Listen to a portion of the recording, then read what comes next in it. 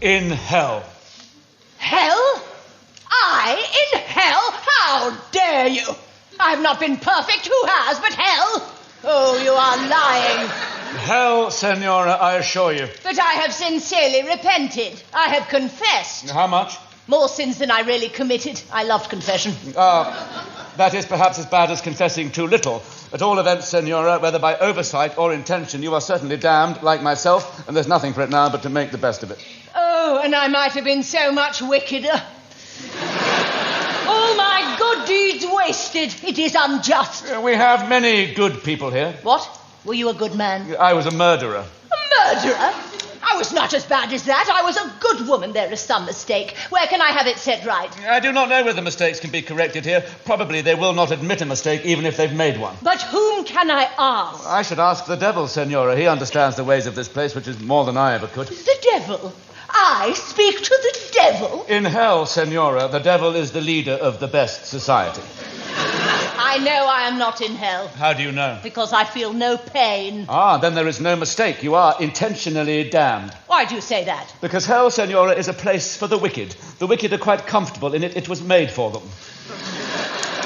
You tell me you feel no pain, I conclude you're one of those for whom hell exists. Do you feel no pain? I'm not one of the wicked, Senora. Therefore, it bores me beyond description, beyond belief. Not one of the wicked? You said you were a murderer. Only a duel. I ran my sword through an old man who was trying to run his through me. If you were a gentleman, that was not a murder. Well, the old man called it murder because he was, he said, defending his daughter's honor. I foolishly fell in love with her and told her so. She screamed. He tried to assassinate me after calling me insulting names. Listen to me. My father was slain by just such a man as you in just such a duel for just such a cause. I screamed.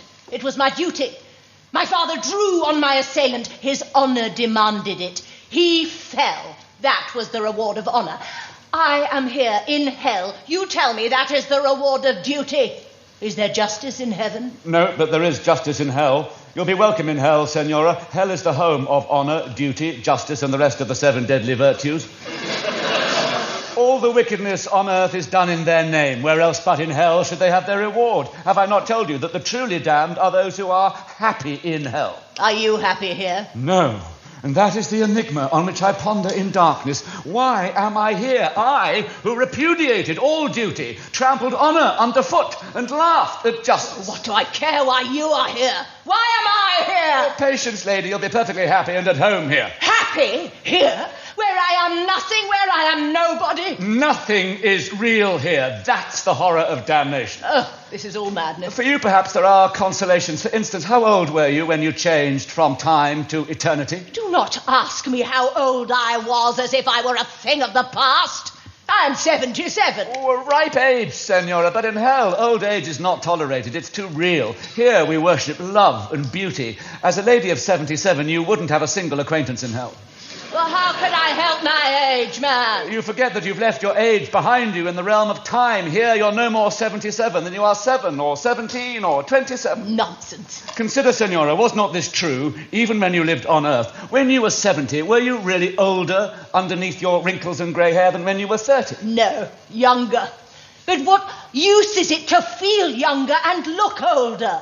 You see, the look was only an illusion. Well, here we have no bodies. We see each other as bodies only because we learned to think about one another under that aspect when we were alive, and we still think in that way, knowing no other. But we can appear to one another at what age we choose. You have but to will any of your old looks back, and back they will come. It cannot be true. Try. 17. Stop! Before you decide, I'd better tell you that these things are a matter of fashion. Occasionally we have a rage for 17, but it doesn't last long. Just at present, the fashionable age is 40 or say 37, but there are signs of a change. If you were at all good-looking at 27, I should suggest you're trying that and setting a new fashion. I do not believe a word you are saying. However, 27 be it.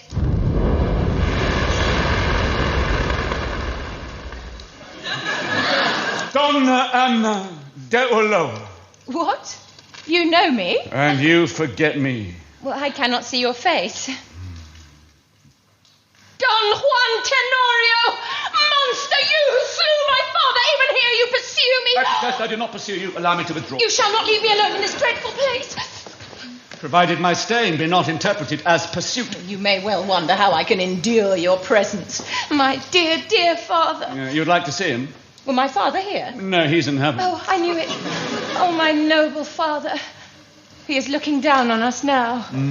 What must he feel to see his daughter in this place and in conversation with his murderer? You would rather not see him, probably. How dare you say that? Oh, that's the usual feeling here. You may remember that on Earth, though of course we never confessed it, the death of anyone we knew, even those we liked best, was always mingled with a certain satisfaction at being finally done with them. Monster! Never, never! I see you recognise the feeling. At all events, Senora, family ties are rarely kept up here. Your father's quite accustomed to this. He won't expect any devotion from you. But I wore mourning for him all my life. Yes, it became you, but a life of mourning is one thing, an eternity of it quite another.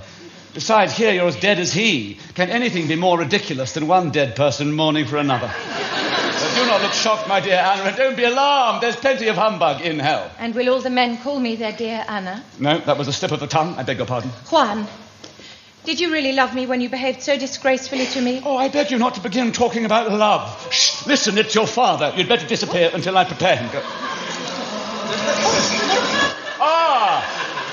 Here you are, my friend. Well, have you repented yet? I've too much consideration for you to repent, Senor Commander. If I did, you'd have no excuse for coming from heaven to argue with me. True. Remain obdurate, my boy.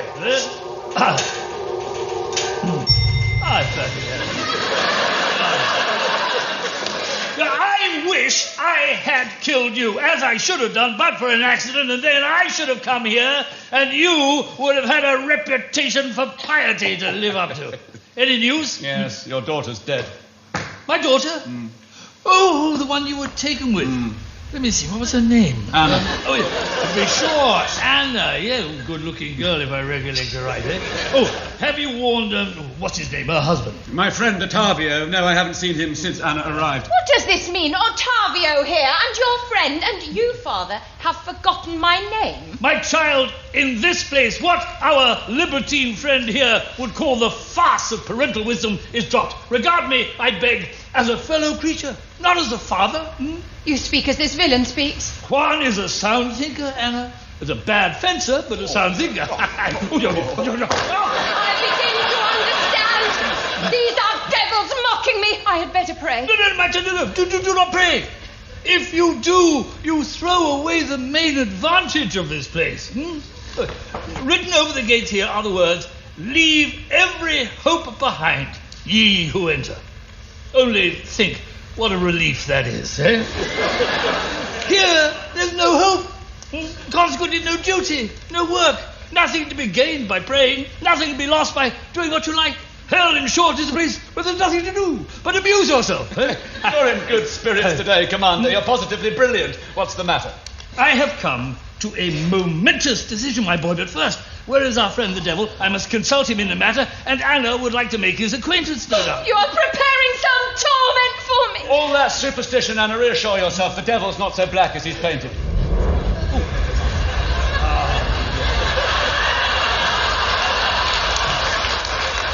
Have I the pleasure of again receiving a visit from the illustrious commander, Don Juan, your servant, and a strange lady. My respects, Senora. Are you... Lucifer at your service. I shall go mad. Hey, Senora, do not be anxious. You come to us from Earth, full of the prejudices and terrors of that priest-ridden place you've heard me ill-spoken of, but believe me, I have hosts of friends there. Yes, you reign in their hearts. Oh, you flatter me, Senora, but you are mistaken. It's true, the world cannot get on without me, but it never gives me credit for that. In its heart, it mistrusts, it hates me.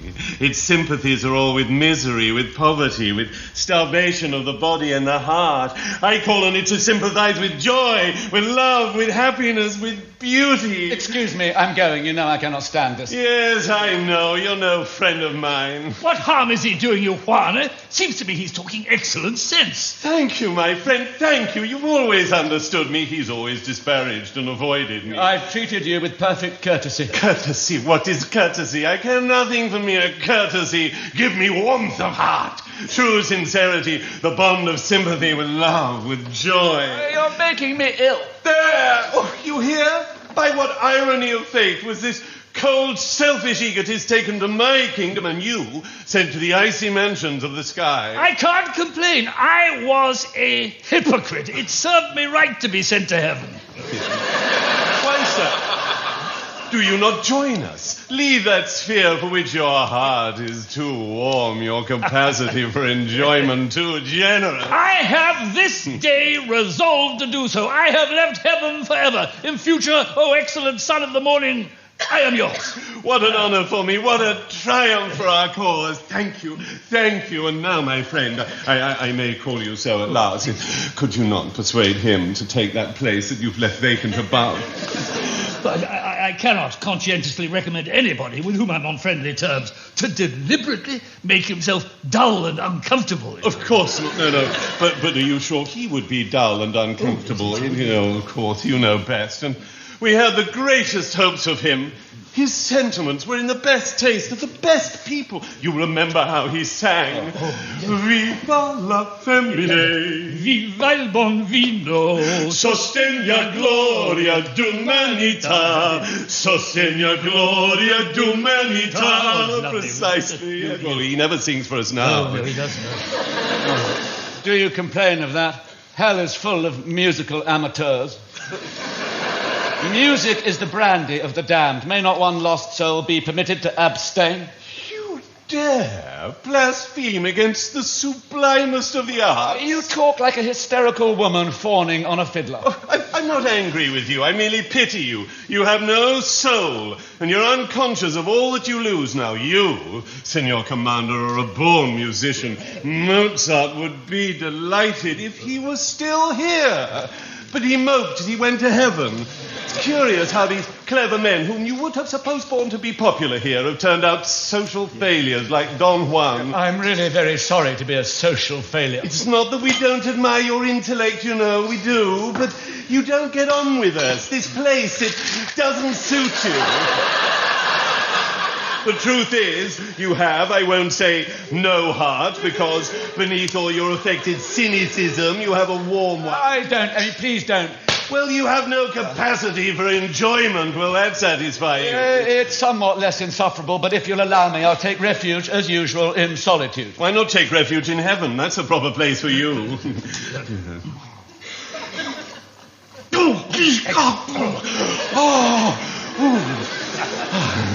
Come, Signora, could you not persuade him for his own good to try a change of air? But can he go to heaven if he wants to? What's to prevent him? Can anybody? Can I go to heaven if I want to? Well, certainly, if your taste lies that way. Why doesn't everybody go to heaven then? I can tell you that, my dear. It's because heaven is the most angelically dull place in all creation. That's why. His Excellency, the Commander, puts it with military bluntness, but the strain of living in heaven, it's intolerable. There is a notion that I was turned out of it, but as a matter of fact, nothing would have induced me to stay there. I simply left and organized this place. Nobody could stand an eternity of heaven. Oh, it suits some people. It takes all sorts to make a universe. No accounting for taste. Some people like it, you know. I think Don Juan would like it. But pardon my frankness, could you really go back there if you desired to, or are the grapes sour? Back there? I often go back there. Have you any authority for assuming that there is any barrier between our circle and the other one? But surely there is a great gulf fixed. Oh, dear lady, a parable must not be taken literally. The gulf is the difference between the angelic and the diabolic temperament. What more impassable gulf could you have? Have you ever been in that country where I have the largest following? England.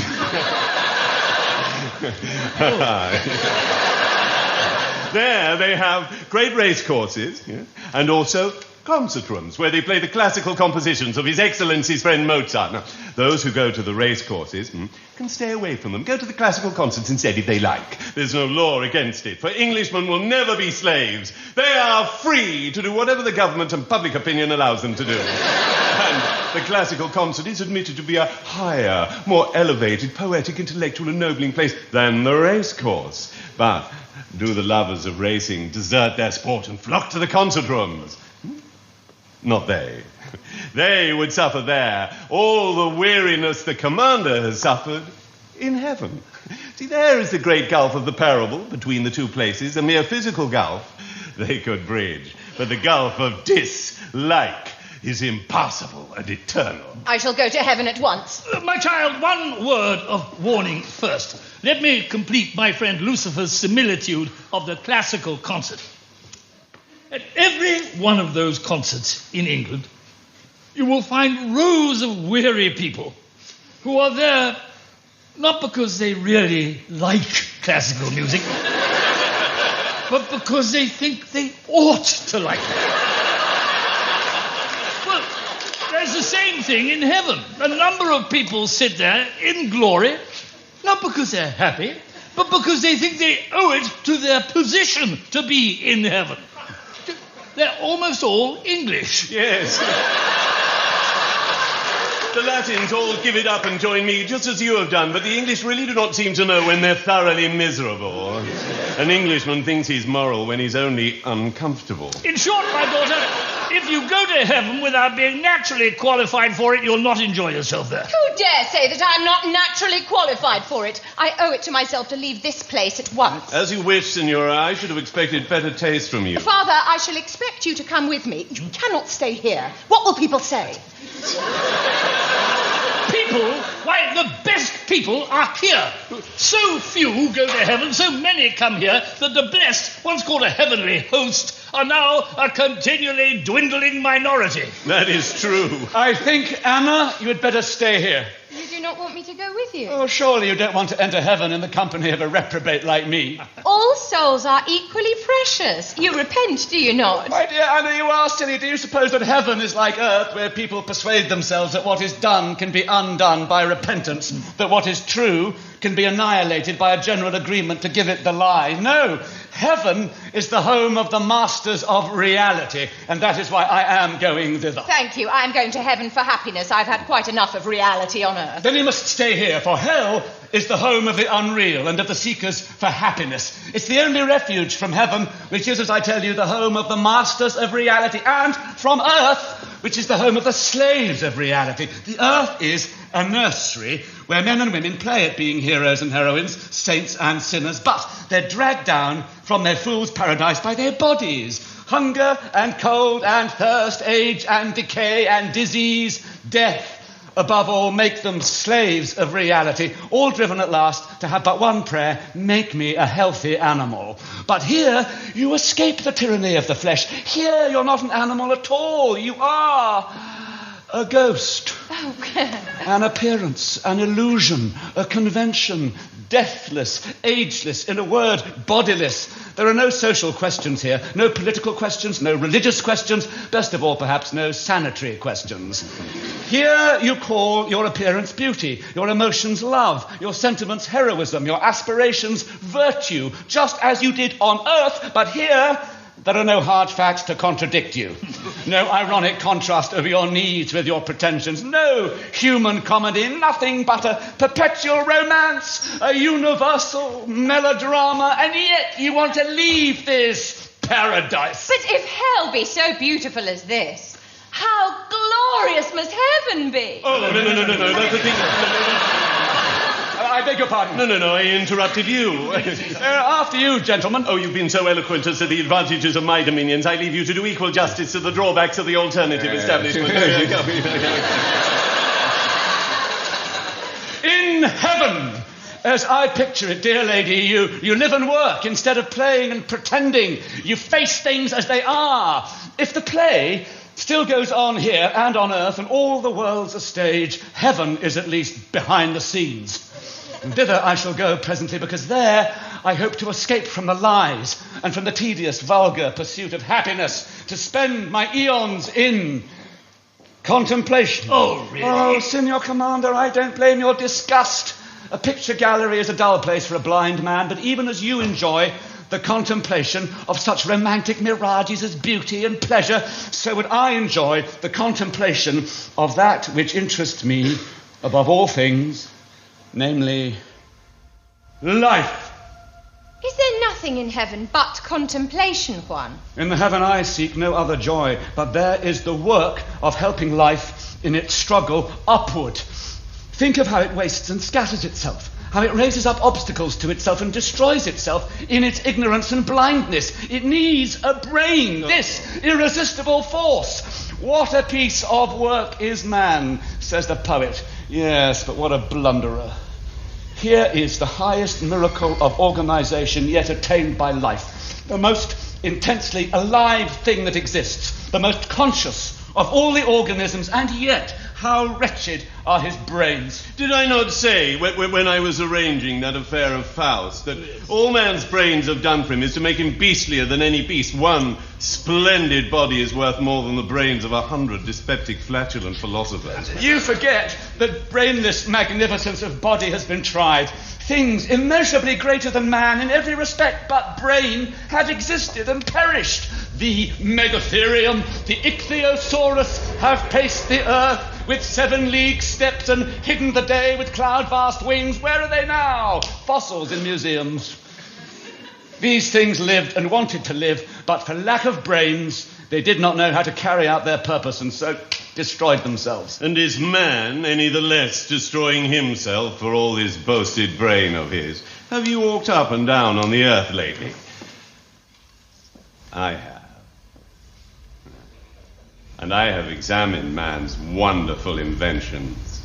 When he goes out to slay, he carries a marvel of mechanism that lets loose, at the touch of his finger, all the hidden molecular energies and leaves the javelin, the arrow, the blowpipe of his fathers far behind. In the arts of peace, man is a bungler. His heart is in his weapons. This marvelous force of life of which you boast, it's a force of death. Man measures his strength by his destructiveness. What is his religion? An excuse for hating me. What's his law? An excuse for hanging you. What is his art? An excuse for gloating over pictures of slaughter.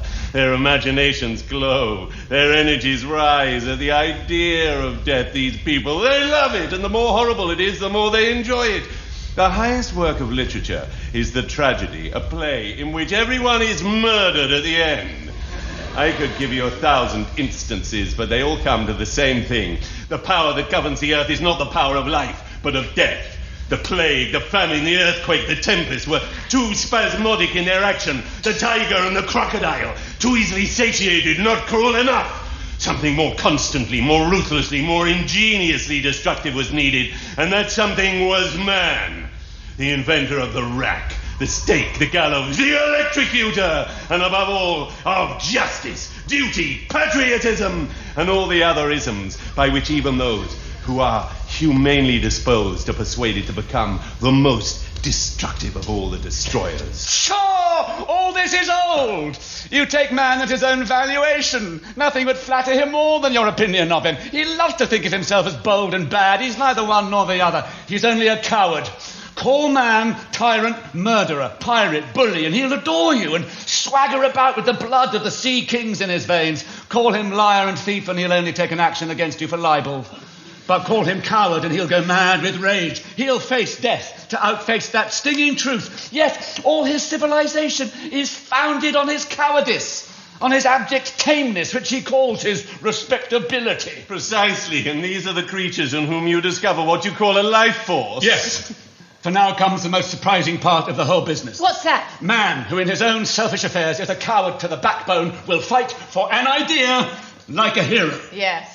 He shirks all his responsibilities and leaves his wife to grapple with them. Well said, daughter. Don't let him talk you out of your common sense. Alas, Senor Commander, now we've got onto the subject of woman, he'll talk more than ever. To a woman, Senor, a man's duties and responsibilities begin and end with the task of getting bread for her children. To her, man is only a means to the end of getting children and rearing them. Is that your idea of a woman's mind? I call it cynical and disgusting. Pardon me, Anna, I said nothing about a woman's whole mind. I spoke of her view of man as a separate sex. It's no more cynical than her view of herself as, above all things, a mother. Sexually, woman is nature's contrivance for perpetuating its highest achievement. Sexually, man is woman's contrivance for fulfilling nature's behest in the most economical way. Woman knows by instinct that far back in the evolutional process, she invented him, differentiated him, created him, in order to produce something better than the single-sex process can produce. Whilst he fulfills the purpose for which she made him, he's welcome to his dreams, his follies, his ideals, his heroisms, provided that the keystone of them all is the worship of woman, of motherhood, of family, of the hearth.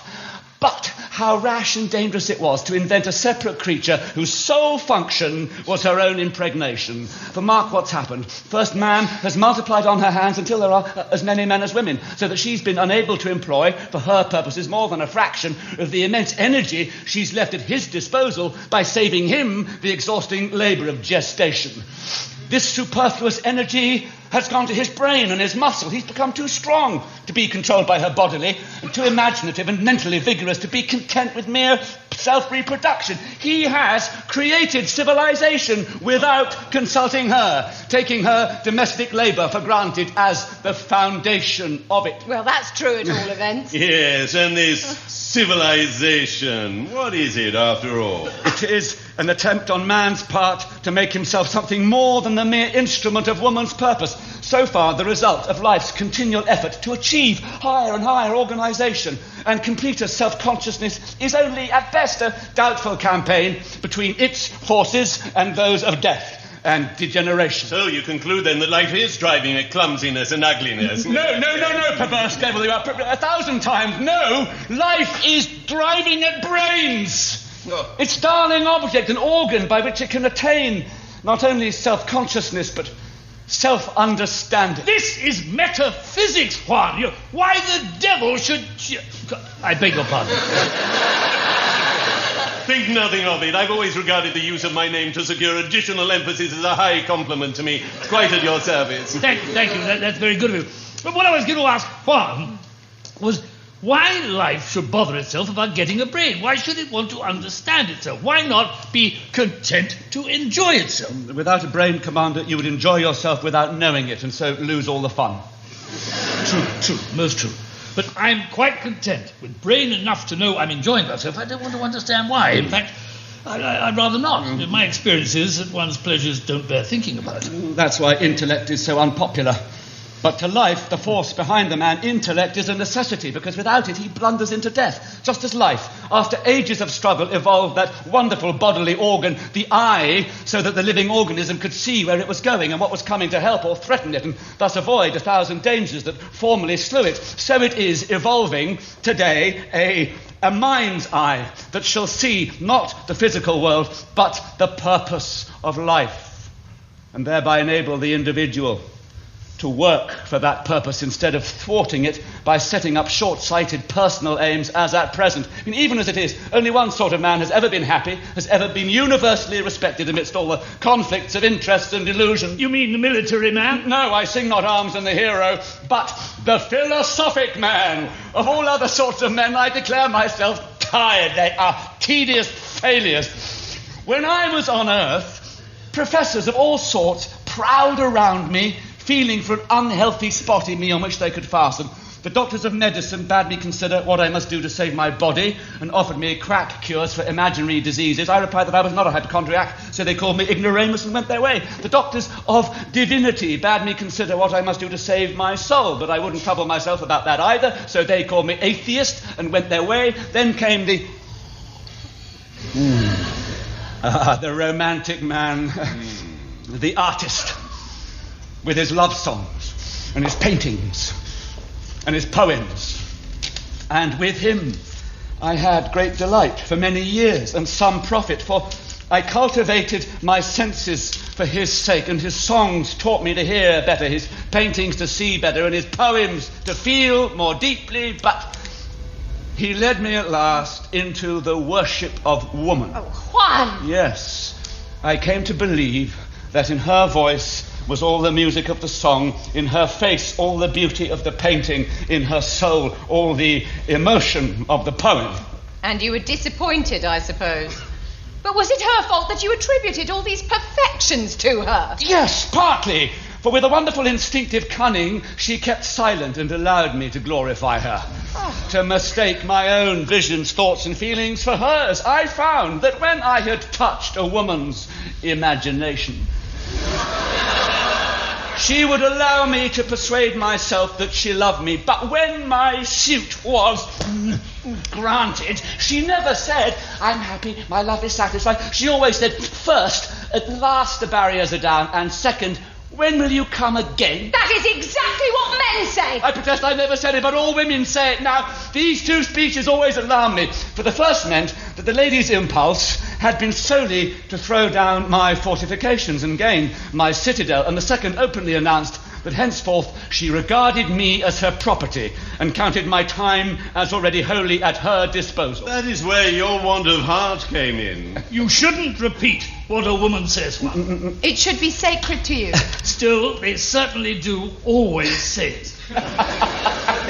Then the lady, who had been happy and idle enough before, became anxious, preoccupied with me, always intriguing, conspiring, pursuing, watching, waiting, bent wholly on making sure of her prey, I being the prey, you understand. Now, this was not what I'd bargained for.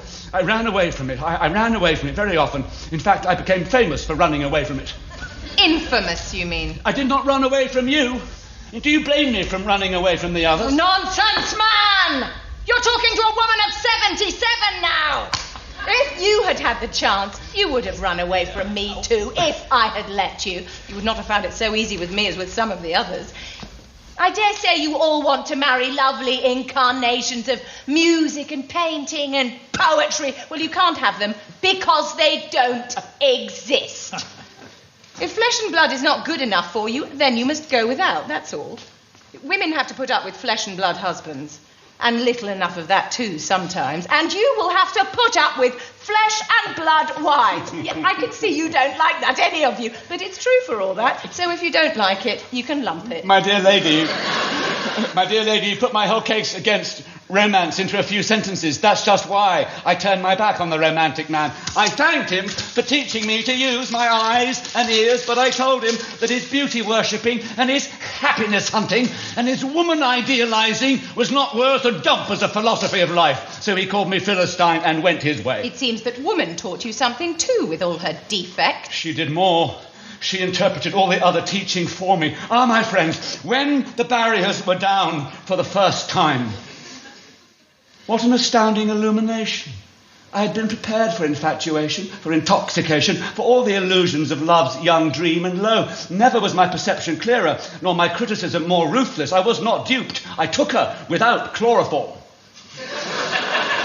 But you did take her. That was the revelation. Up to that moment, I'd never lost the sense of being my own master, never consciously taken a single step until my reason had examined and approved it. I'd come to believe that I was a purely rational creature, a thinker. I said with the foolish philosopher, I think, therefore I am. It was woman who taught me to say, I am, therefore I think. Also, I would think more, therefore I must be more. This is extremely abstract and metaphysical, Juan.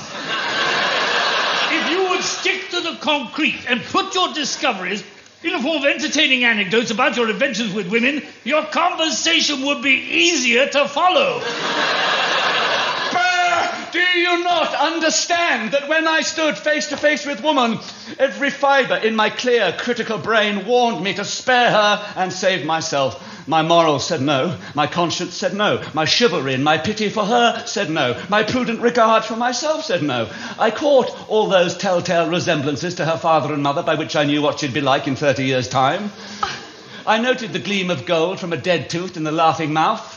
I made curious observations of the strange odours of the chemistry of the nerves. And whilst I was in the act of framing my excuse to the lady, life seized me and threw me into her arms as a sailor throws a scrap of fish into the mouth of a seabird. Then you might as well have gone without thinking such a lot about it, Juan.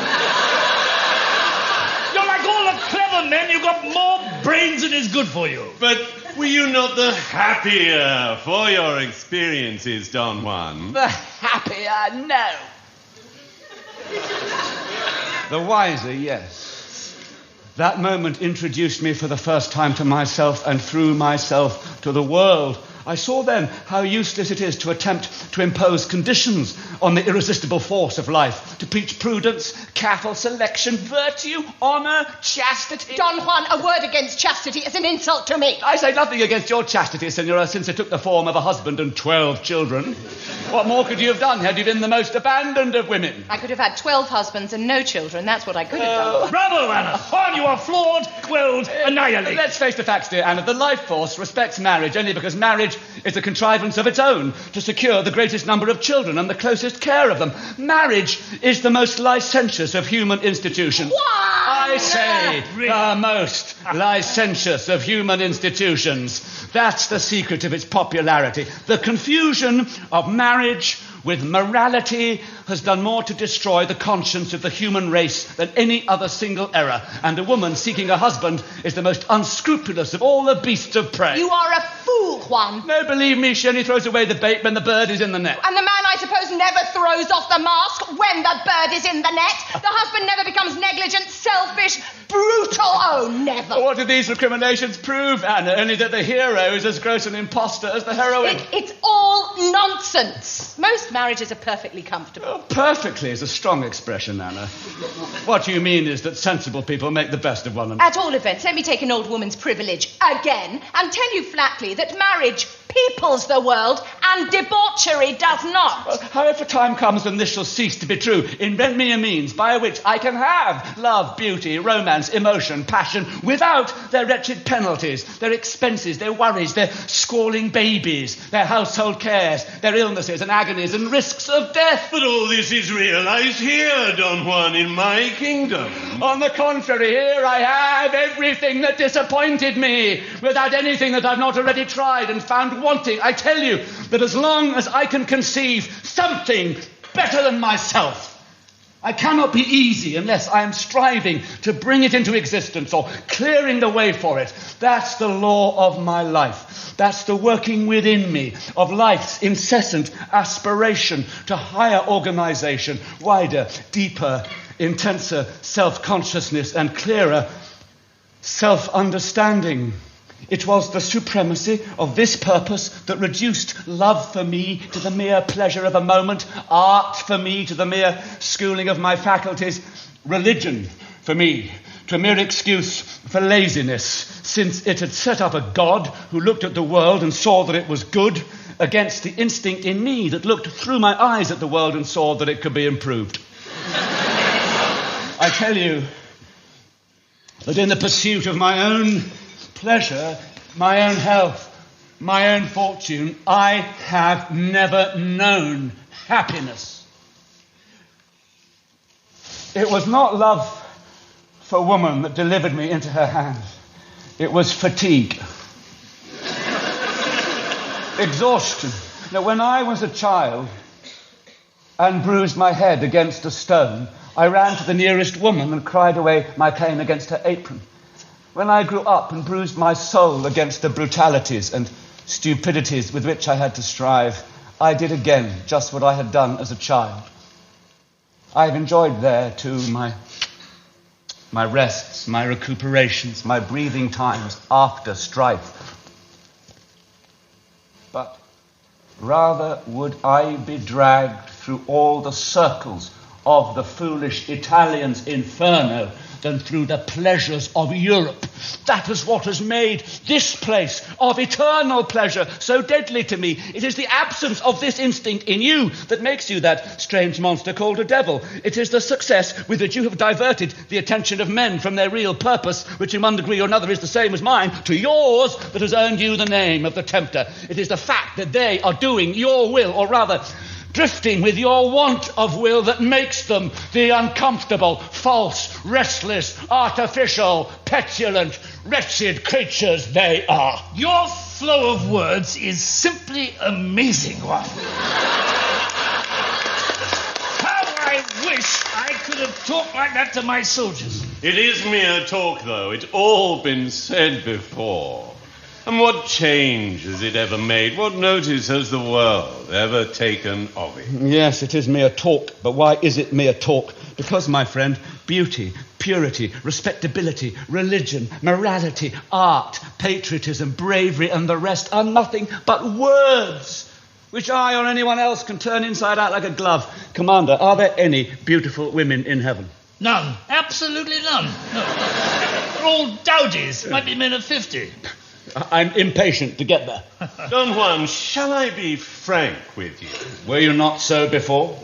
Insofar as I went, yes, but I will now go further and confess that men get tired of everything. Of heaven, no less than hell. And all history, it's nothing but a record of the oscillations of the world between those two extremes. An epoch is but a swing of the pendulum. And each generation thinks the world is always progressing because it's always moving. But when you are as old as I am and of 1,000 times wearied of heaven, like myself and the commander, and 1,000 times wearied of hell as you are wearied now, you'll no longer imagine each swing from heaven to hell is an emancipation, each swing from hell to heaven an evolution, where you now see reform, progress, the continual ascent by man on the stepping stones of his dead self to higher things. You will see nothing but an infinite comedy of illusion, and you will discover the profound truth of the saying that there is nothing new under the sun. Shall a man give up eating because he destroys his appetite in the act of gratifying it? Is a field idle when it is fallow? Granted that the great life force has hit upon the device of the clockmaker's pendulum and uses the earth for its bob, that the history of each oscillation, which is so novel to us, the actors, is but the history of the last oscillation repeated. Nay, more, that in the unthinkable infinitude of time, the sun throws off the earth and catches it again 1,000 times as a circus rider throws up a ball, and that the total of all our epochs is but the moment between the toss and the catch. Has the colossal mechanism no purpose? None, my lord. You think because you have a purpose, nature must have one. You might as well expect it to have fingers and toes because you have them. But I should not have them if they serve no purpose. And I, my friend, am as much a part of nature as my finger's a part of me. If my finger is the organ by which I grasp the sword or the mandolin, my brain is the organ by which nature strives to understand itself. Were I not possessed with a purpose beyond my own, I'd better be a ploughman than a philosopher. This is because the philosopher is in the grip of the life force. The life force says to him, I've done 1,000 wonderful things unconsciously by merely willing to live and following the line of least resistance. Now I want to know myself and my destination and choose my path. What is the use of knowing? Why, to be able to choose the line of greatest advantage instead of yielding in the direction of the least resistance. Does a ship sail to its destination no better than a log drifts wherever? The philosopher is nature's pilot. And there you have our difference. To be in hell is to drift. To be in heaven is to steer. Onto the rocks, most likely. Which ship drifts oftenest onto the rocks or to the bottom? The drifting ship or the ship with a pilot on board? Well, go your way, Don Juan. I prefer to be my own master, not the tool of any plundering universal force. I know that beauty is good to look at. Music's good to hear. Love is good to feel, and they're all good to think about and talk about. Whatever they say about me in churches on earth, I know that it is universally accepted in good society that the Prince of Darkness is a gentleman, and that is enough for me. As to your life force, which you think irresistible, it's the most resistible thing on earth to a person of any character. But if you are naturally vulgar and credulous, as all reformers are, it will thrust you first into religion, where you will sprinkle water on babies to save their souls from me. Then it'll drive you from religion into science, where you will snatch the babies from the water sprinkling and inoculate them with disease to save them from catching it accidentally. And the end will be despair and decrepitude, broken nerves, shattered dreams, and, vain regret for that worst and silliest of wastes and sacrifice, the waste and the sacrifice of the power of enjoyment. In a word, the punishment of the fool who pursues the better before he has secured the good. But at least I shall not be bored. The service of the life force has that advantage at all events. So farewell, Senor Satan. Farewell, Don Juan. I shall often think of our interesting chats. I wish you every happiness. Heaven, as I said before, it suits some people. But remember, if you ever change your mind, the gates are always open here to the repentant prodigal.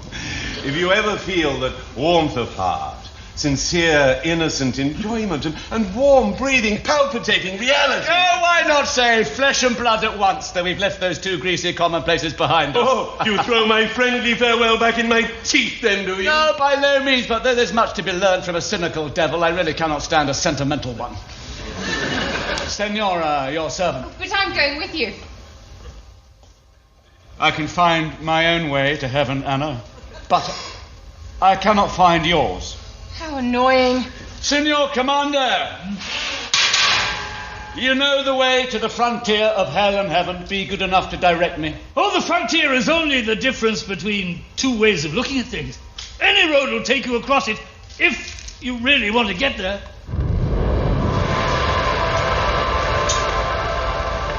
Bon voyage, Juan! There he goes. Phew! How he does talk. They'll never stand it in heaven. He's going. It's political defeat. I cannot keep these life worshippers. They all leave. There's something unnatural about those fellows. Do not listen to their gospel, Commander. It's dangerous. Beware the pursuit of the superhuman. It leads to an indiscriminate contempt for the human. To the Superman, men and women are a mere species. And now, let us hasten to my palace and celebrate your arrival with a grand musical service. With pleasure, you are most kind. This way, Commander. We go down the old trap. Stop! Oh, you cannot come this way, Signora. You'll have an apotheosis. That's not what I stopped you for. Tell me, where can I find the Superman? He's not yet created, Signora. Never will be, probably. All those red fires will make me sneeze. Not yet created. Then my work is not yet done. A father for the Superman!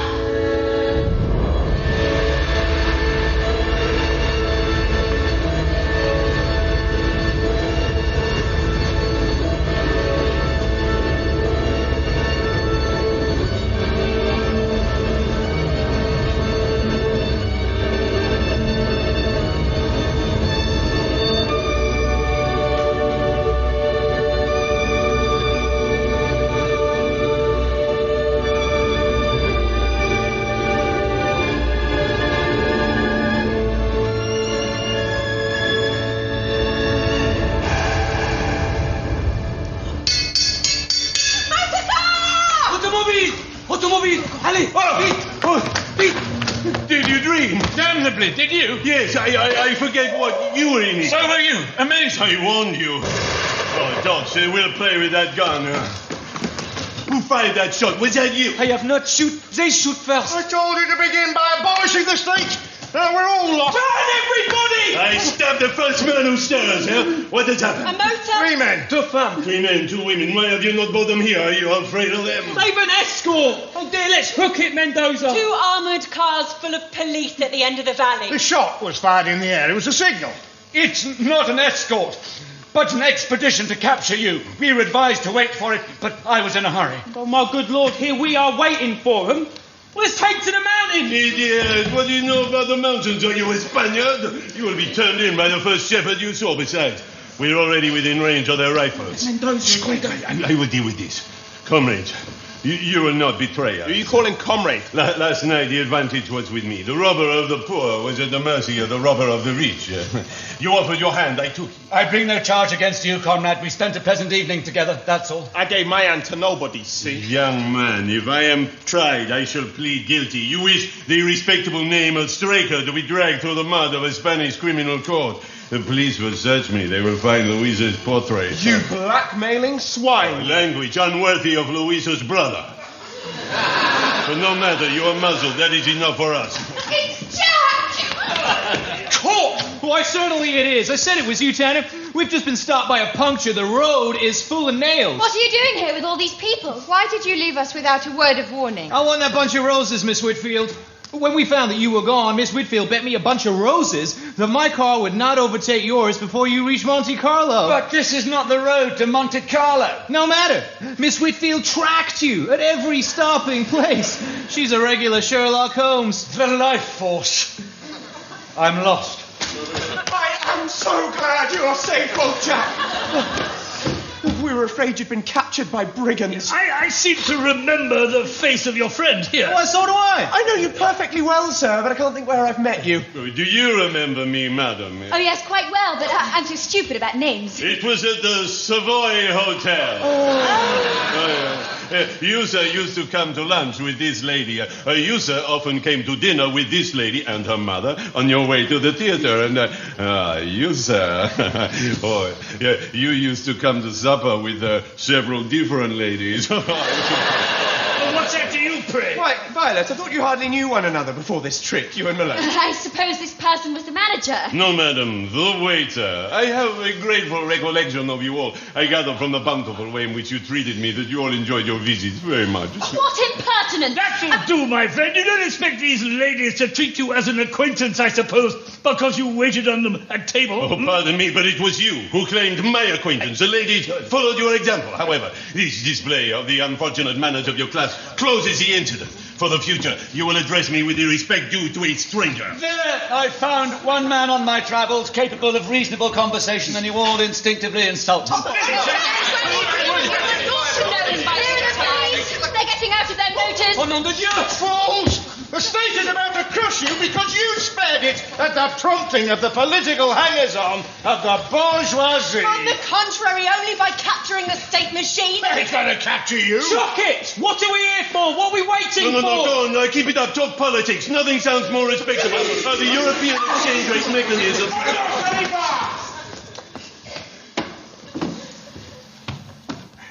Who are these men, Senor Inglés? My escort.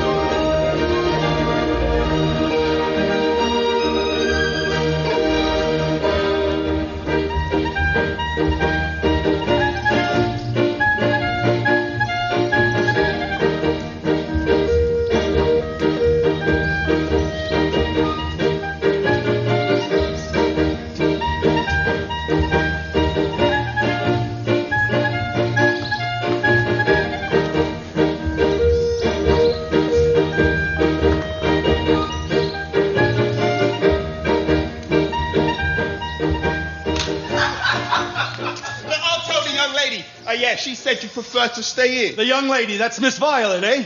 Well, you know, don't you? Do I? Do you or don't you? Well, what business is that of yours? Now, I'll tell you what business it is of mine, Miss Robinson. Oh, her name is Robinson, is it? Thank you. Why, you don't even know her name. Yes, I do, now that you've told me. All right, look here. What do you mean by getting into my car and letting me bring you here if you're not the gent I took the letter to? Who else did you take it to, pray? I took it to Hector Malone at Miss Robinson's request, see? Miss Robinson is not my employer. I took it to oblige her. Now, I know Mr. Malone, and he ain't you. Not by a long chalk. At the hotel, they told me you were Hector Malone. Hector Malone. Hector over here. If you ain't noticed that, you soon will. Did you take my message? Yes, miss.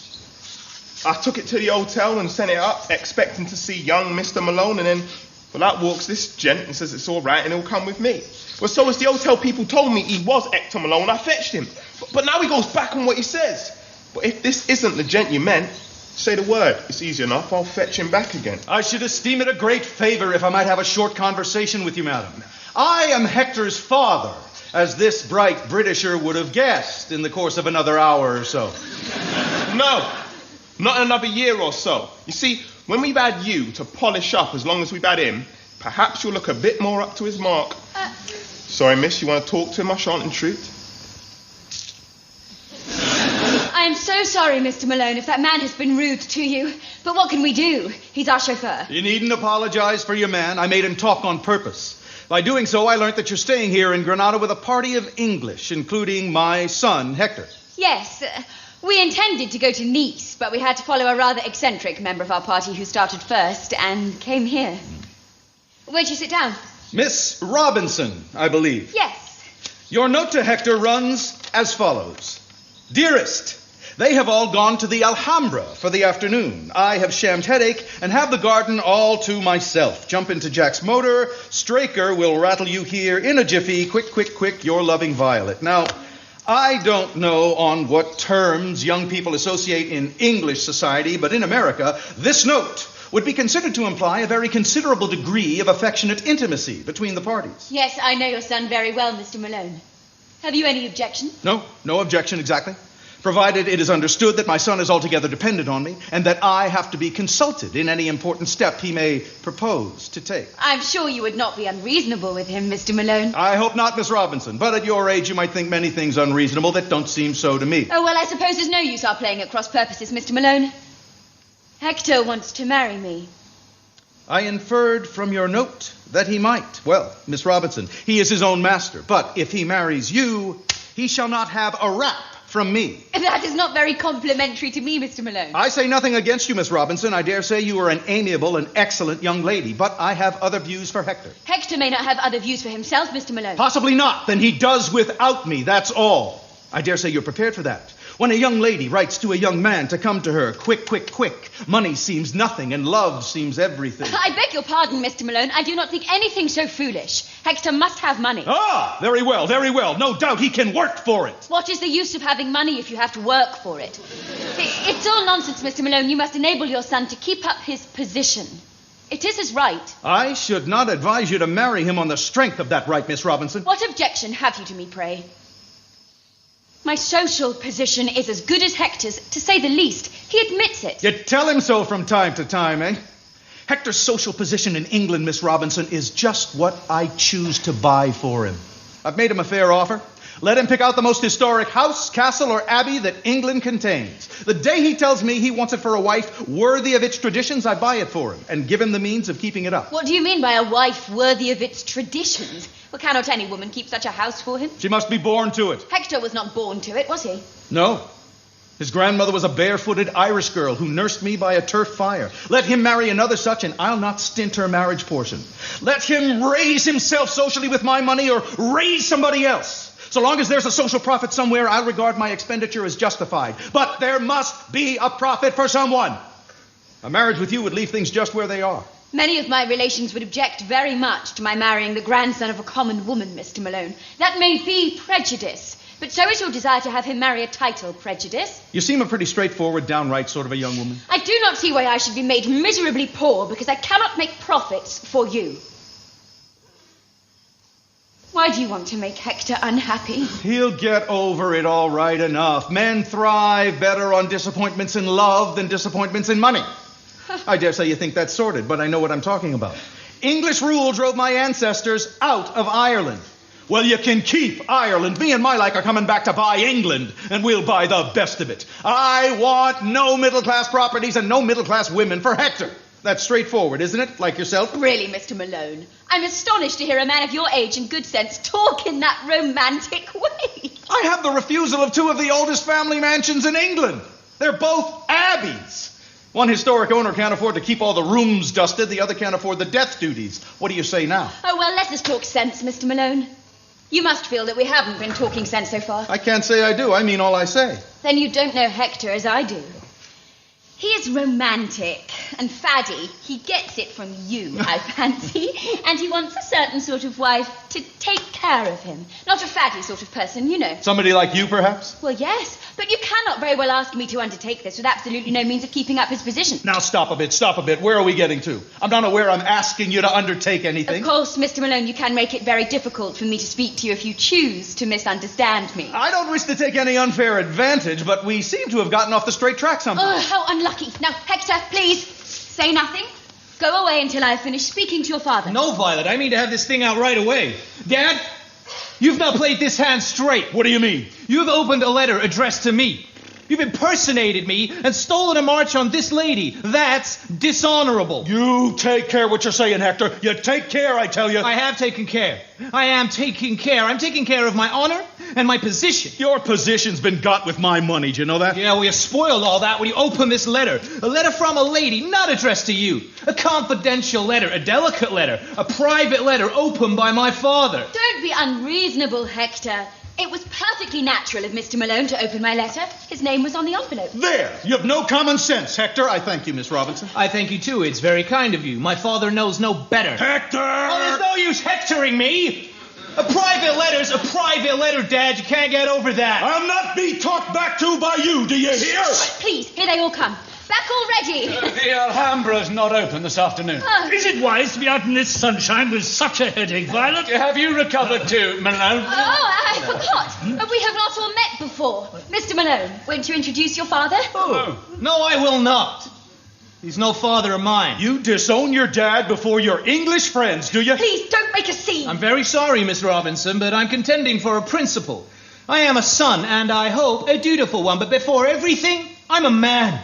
And when Dad treats my private letters as his own and takes it on himself to say that I shan't marry you if I am happy and fortunate enough to gain your consent, then I just snap my fingers and go my own way. Marry Violet. Are you in your senses? Do you forget what we told you? I don't care what you told me. This is monstrous. Another madman. These men in love should be locked up. I don't understand this. Is Hector not good enough for this lady, pray? My dear sir, the young lady is married already. Hector knows this, yet he persists in his infatuation. I mean, take him home and lock him up. So this is the high-born social tone I've spoiled with my ignorant, uncultivated behavior. Making love to a married woman. You picked up that habit of the British aristocracy, have you? Oh, that's the father morality of what I'm doing. Well said, Malone. You also see that mere marriage laws are not morality. I agree with you. Unfortunately, Violet does not. I take leave to doubt that, sir. Let me tell you, Mrs. Robinson, or whatever your right name is, you had no right to send that letter to my son when you were the wife of another man. This is the last straw. Dad, you have insulted my wife. Your wife? You? The missing husband? Another moral imposter. You've married without my consent. You deliberately humbugged us. Here, I've had just about enough of being badgered. Violet and I are married. That's the long and the short of it. Now, what do you got to say? Huh? Any of you? I know what I have to say. She's married a beggar. No, she's married a worker. I start to earn my own living this very afternoon. You're very plucky now because you got your remittance from me yesterday or this morning, I reckon. Wait till it's spent. You won't be so full of cheek then. Here it is. Now you just take your remittance and yourself out of my life. I'm done with remittances and I'm done with you. Hector, you don't know what poverty is. Well, I want to know what it is. I want to be a man. Violet, you come along with me to your own home. I'll see you through. I hope you'll shake hands with me before you go, Hector. I admire and respect you more than I can say. Don't be an idiot, Tavy! Hector's about as fit to become a workman as you are. Never fear, there's no danger of him becoming a navvy, Mrs. Malone. There's really no difficulty about capital to start with. Treat me as a friend, draw on me. All on me. Who wants your dirty money? Who should he draw on but his own father? Hector, don't be rash, my boy. I'm sorry for what I said. I never meant to insult Violet. I take it all back. She's just the wife you want. There. Well, Well, that's all right, Dad. Say no more. We're friends again, only I take no money from anybody. Hector, don't be hard on me. I'd rather you quarreled and took the money than made friends and starved. You don't know what the world is. I do. No. That's fixed. It's not going to change. Come, Mrs. Malone. You need to move to the hotel with me and take your proper place before the world. Oh, but I must go in, darling, and pack. Oh. Won't you go ahead? Make them give you a room overlooking the garden for me. I'll join you in half an hour. Very well. You'll dine with us, Dad, won't you? Yes. See you all later. You'll try to bring him to his senses, Violet. I know you will. I had no idea he could be so headstrong. If he goes on like that, what can I do? Don't be discouraged. Domestic pressure may be slow, but it's sure. You'll wear him down. Promise me you will. I will do my best. Of course, I think it's the greatest nonsense, deliberately making us poor like that. Of course it is. You had better give me the remittance. He'll want it for his hotel bill. I'll see whether I can induce him to accept it. Not now, of course, but presently. Yes, that's just the thing. You understand? This is only a bachelor's allowance. Oh, quite. Thanks. By the way, Mr. Malone, those two houses you mentioned, the Abbeys. Yes. Don't take one of them until I've seen it. One never knows what may be wrong with these places. I won't. I'll do nothing without consulting you first, never fear. Thanks. That will be much the best way.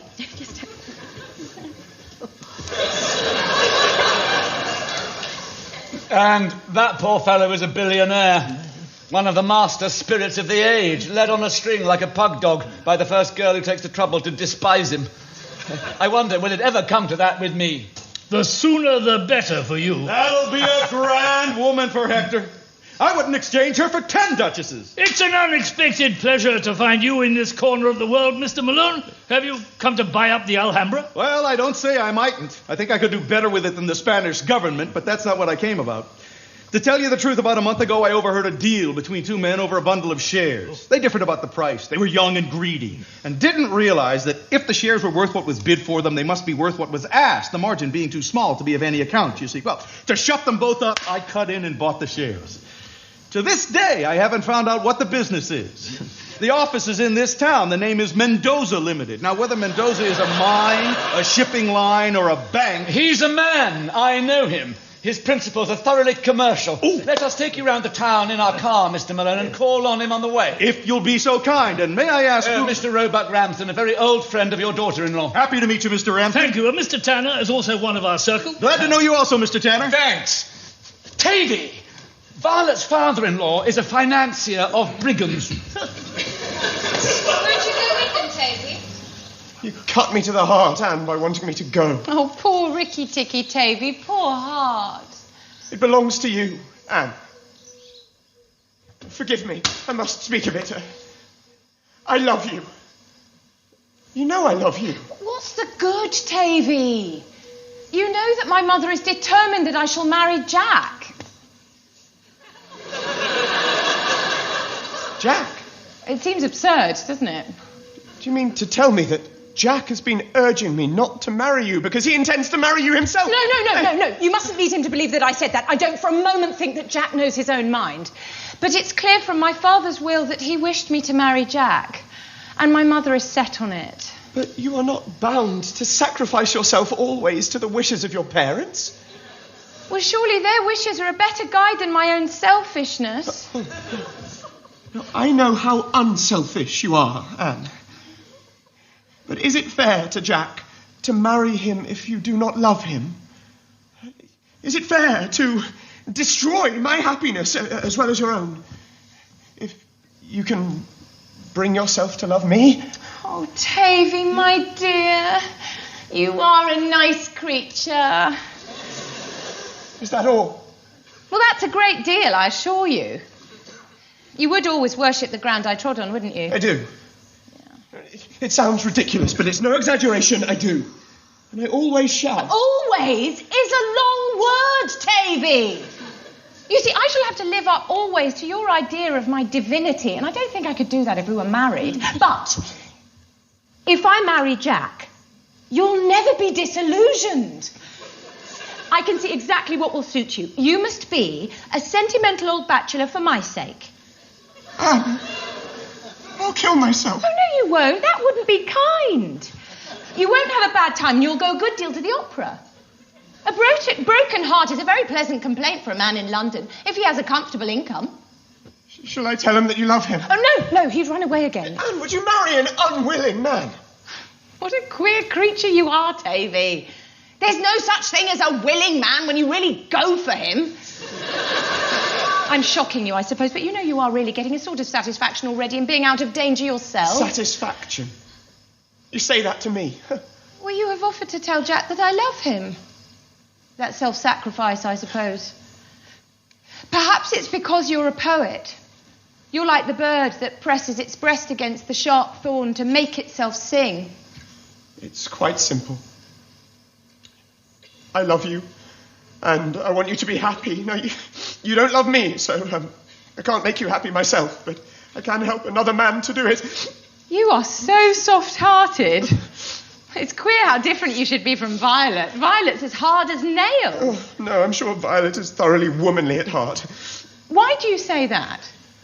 Is it unwomanly to be thoughtful and businesslike and sensible? I have a great respect for Violet. She gets her own way, always, without having to make people sentimental about her. But surely no really nice woman would deliberately practice on men's instincts in that way. Oh, Tavy, Ricky, Ticky, Tavy. Now, I can't talk anymore. Say you forgive me and that the subject is closed. I have nothing to forgive. And the subject is closed.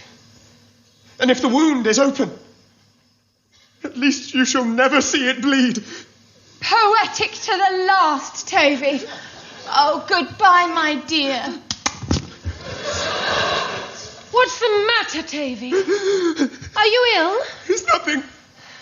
It's nothing. But you're crying. Is it about Violet's marriage? No. Who told you about Violet? I met Roebuck and that awful old American. Are you sure you're not ill? What's the matter? It's nothing. Only a man's broken heart. Doesn't that sound ridiculous? But what is it all about? Has Anne been doing anything to you? It's not Anne's fault. And don't for a moment think that I blame you. For what? For nothing. I said I didn't blame you. But I haven't done anything. What's the matter? Can't you guess? Oh, I dare say you are right to prefer Jack to me as a husband for Anne, but I love Anne. And it hurts, rather. Does Anne say that I want her to marry Jack? Yes, she's told me. Then I'm very sorry for you, Tavy. It's only her way of saying that she wants to marry Jack. Little she cares what I say or what I want. She would not say it unless she believed it. Well, surely you don't suspect Anne of deceit. Well, never mind, Tavy. I don't know which is best for a young man, to know too little like you or too much like Jack. Well, I've disposed of old Malone. I've introduced him to Mendoza Limited and left the two brigands together to talk it out. Hello, Tavy. Anything wrong? Oh, I must go wash my face, I see. Tell him what you wish. You may take it from me, Jack, that Anne approves of it. Approves of what? Of what Mrs. Whitfield wishes. This is very mysterious. What is it you wish? It shall be done, whatever it is. Thank you, Jack. I don't know why it is that other people's children are so nice to me and that my own have so little consideration for me. It's no wonder I don't seem able to care for Anne and Rhoda as I do for you and Tavy and Violet. It's a very queer world. It used to be so straightforward and simple, and now nobody seems to think and feel as they ought. Yes, life's more complicated than we used to think, but what am I to do for you? That's just what I want to tell you. Of course you'll marry Anne, whether I like it myself or not. It seems to me that I shall presently be married to Anne, whether I like it myself or not. Oh, it's very likely you will. You know what she is when she has set her mind on anything, but don't put it on me, that's all I ask. Tavy has just let out that she's been saying that I am making her marry you, and the poor boy is breaking his heart about it, for he is in love with her himself, though what he sees in her so wonderful, goodness knows. I don't. It's no use telling Tavy that Anne puts things into people's heads by telling them that I want them when the thought of them never crossed my mind. It only sets Tavy against me, but you know better than that. So, if you marry her, don't put the blame on me.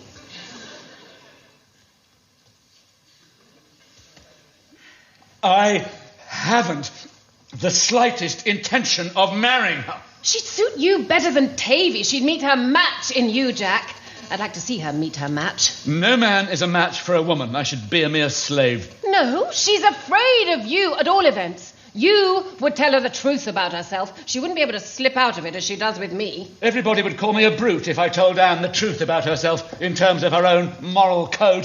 To begin with, Anne says things that are not strictly true. I'm glad somebody sees she's not an angel. In short, to put it as a husband would put it, when exasperated to the point of speaking out, she's a liar.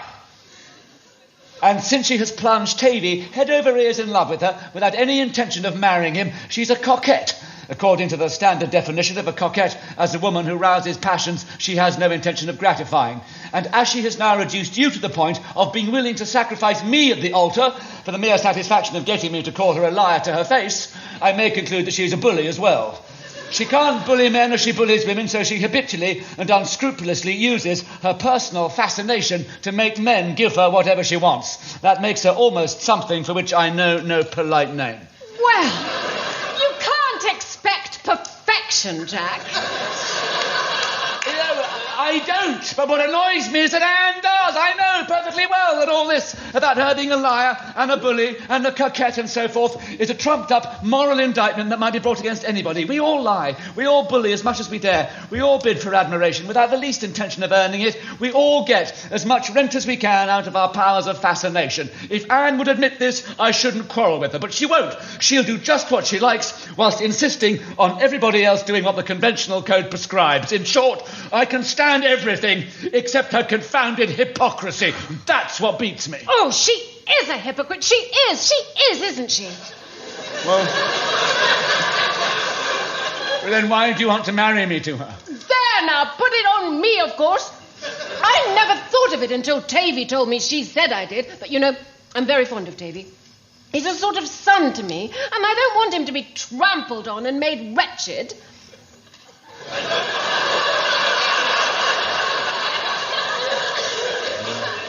Whereas I don't matter, I suppose. Oh, you are different somehow. I mean, you are able to take care of yourself. You'd serve her out.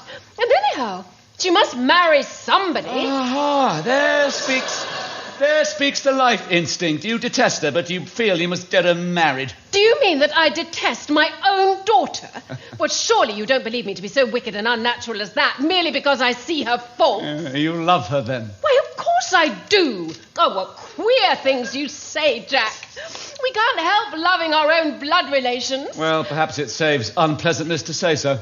You shouldn't say things like that, Jack. I hope you won't tell Anne that I've been speaking to you. I only wanted to set myself right with you and Tavy. I couldn't sit mum and have everything put on me. Right so. And now I've only made matters worse. Tavy's angry with me because I don't worship Anne. And when it's been put into my head that Anne ought to marry you, what can I say except that it would serve her right?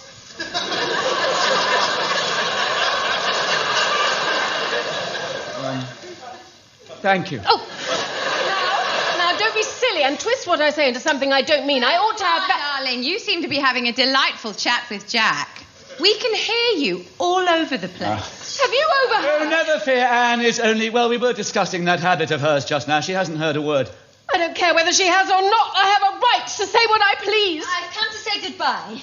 I'm off for my honeymoon. Oh, don't say that, Violet. And no wedding, no breakfast, no clothes, nor anything. It won't be for long. Don't let him take you to America. Promise me that you won't. I should think not indeed. Don't cry, dear. I'm only going to the hotel. Oh, but you're going in that dress with your luggage makes one realise. Oh, I wish you were my daughter, Violet. There. So I am. Anne will be jealous. Anne doesn't care a bit for me. Oh, fine, Mother. Come now. You mustn't cry any more. You know Violet doesn't like it. Goodbye, Jack. Goodbye, Violet. The sooner you get married, too, the better. You will be much less misunderstood. I quite expect to get married in the course of the afternoon. You all seem to have set your minds on it. You might do worse. Let me take you to the hotel with me. The drive will do you good. Come in and get a wrap. I don't know what I shall do when you are gone, with no one but Anne in the house. And she always occupied with the men. It's not to be expected that your husband will care to be bothered with an old woman like me. You needn't tell me. Politeness is all very well, but I know what people think. Violet is quite right. You ought to get married. Anne, I will not marry you. Do you hear? I won't marry you.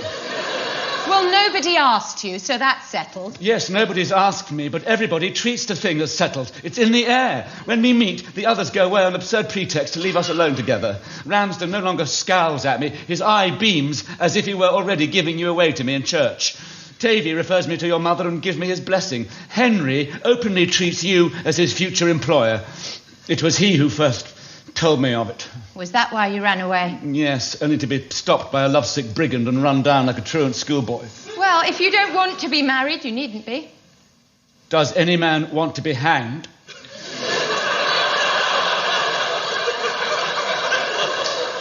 Yet men let themselves be hanged without a struggle for life. We do the world's will, not our own. I have a frightful feeling that I shall let myself be married because it's the world's will that you should have a husband. Oh, I dare say I shall someday. Yes, but why me?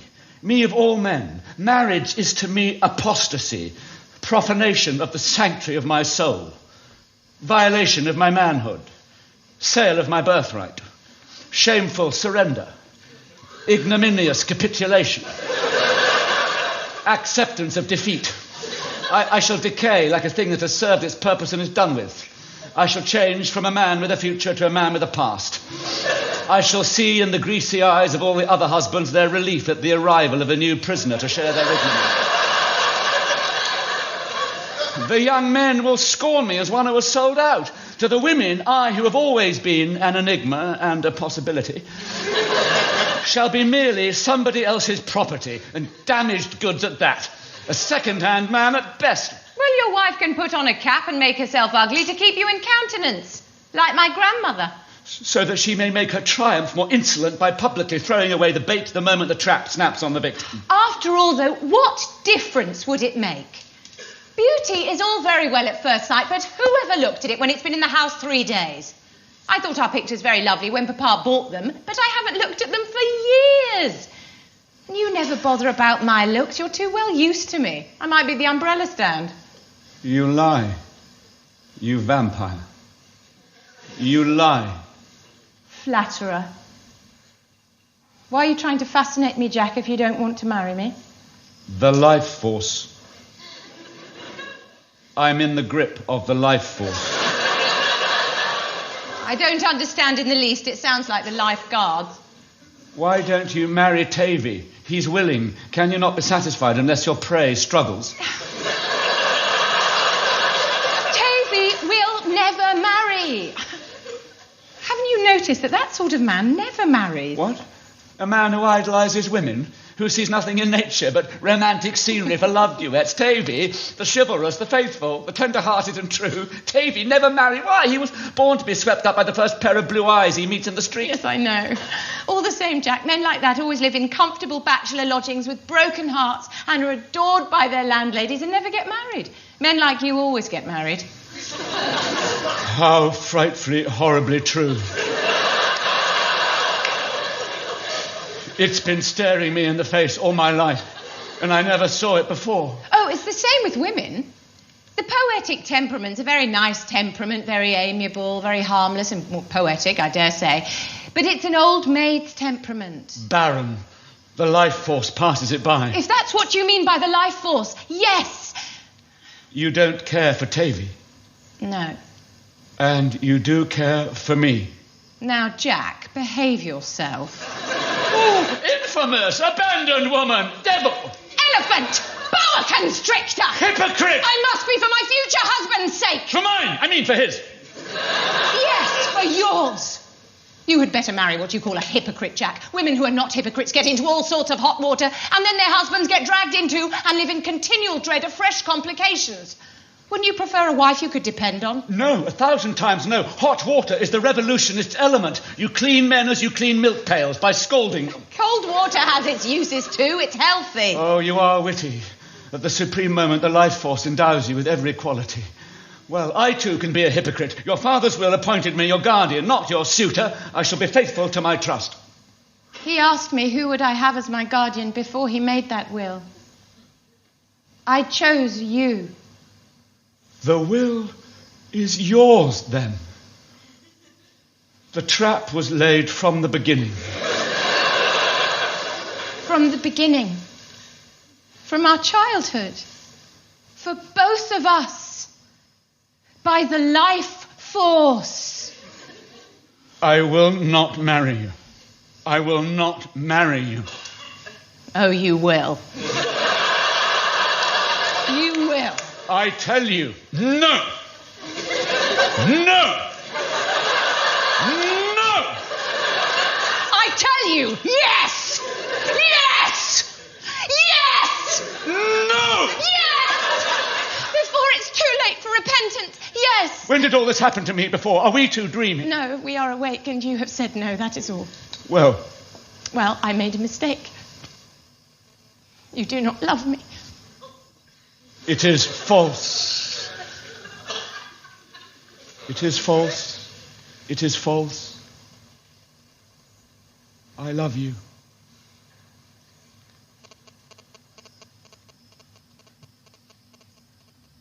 The life force enchants me.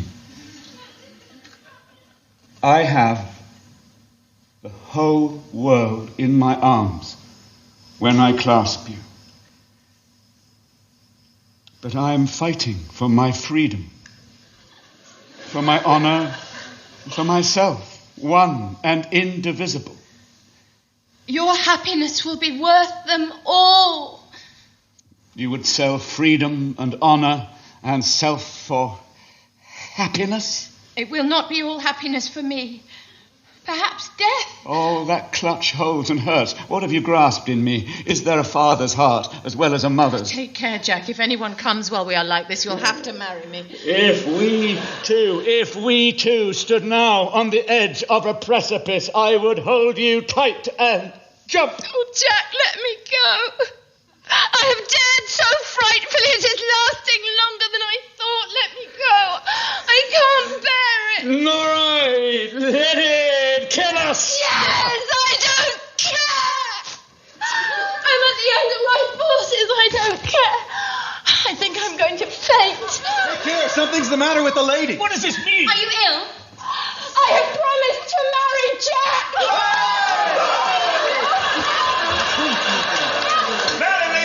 She don't want a crowd around her. She needs air. All the air she can get. If you please, Jen. No. Don't lift her head, Mr. Tanner. Let her lie flat so as the blood can run back in. He's right, Mr. Tanner. Trust to the air of the Sierra. I yield to your superior knowledge of physiology, Henry. Jack, be very happy. I never asked her. It's a trap for me. What is this, madam? A little brandy. It's the worst thing you could give her. Allow me. Trust to the air of the Sierra. Violet, did Jack say anything when I fainted? No. Oh, she's fainted again. No, I haven't. I'm quite happy. Her pulse is positively bounding. Come, get up. What nonsense. Up with you. Yes, I feel strong enough now, Jack. But you very nearly killed me for all that. A rough wooer, eh? They're the best sort, Miss Whitfield. I congratulate Mr. Tanner and hope to see you and him as frequent guests at the Abbey. Thank you. Oh, Ricky Tikki Tavi, congratulate me. I want to make you cry for the last time. No more tears. I'm happy in your happiness, and I believe in you in spite of everything. You're a happy man, Jack Tanner. I envy you. Sir, there are two tragedies in life. One is not to get your heart's desire. The other is to gain it. Mine and yours, sir. Mr. Mendoza, I have no heart's desires. Ramsden, it's easy for you to call me a happy man. You're only a spectator. I'm one of the principals and I know better. Anne, stop tempting Tavy. Come back to me. Oh, you're absurd, Jack.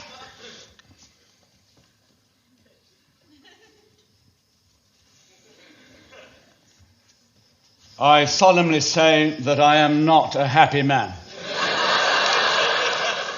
Anne looks happy, but she is only triumphant.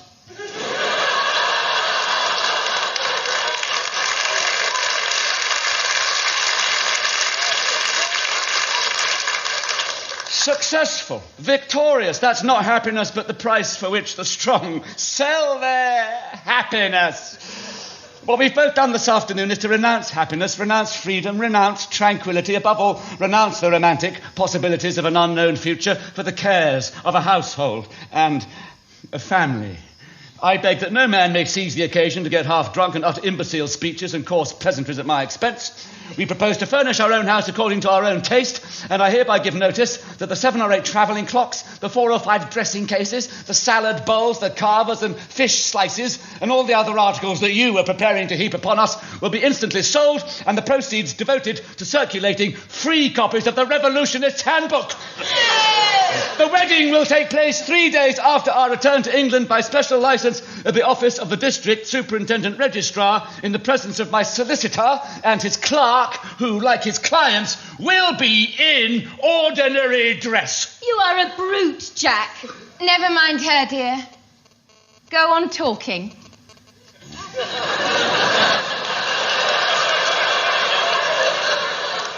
Talking?